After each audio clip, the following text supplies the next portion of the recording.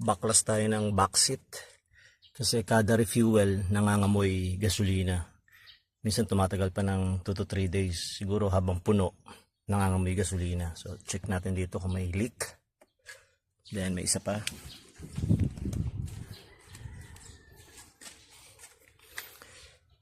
Ito ang balak kong silipin. Ito tsaka to. Let's see. Okay, nakalas na natin to. Nandito yung nakapwesto. And then meron pang isa. Eto. So lilinisin lang natin to using lubricant.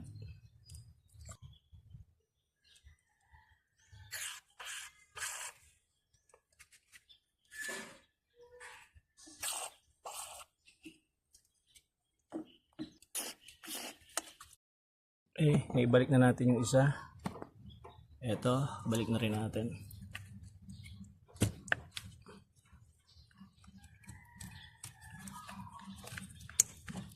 The engine is running. Check natin tong tanke.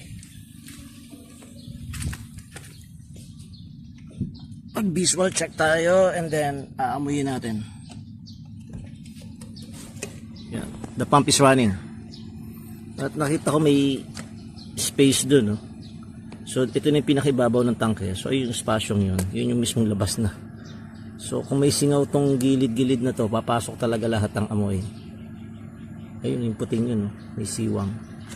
Anyway, so the fuel pump is running. Wala akong naamoy na fuel, unlike kanina. So sana nakachamba tayo.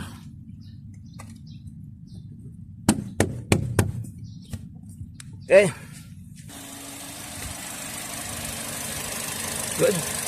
Good.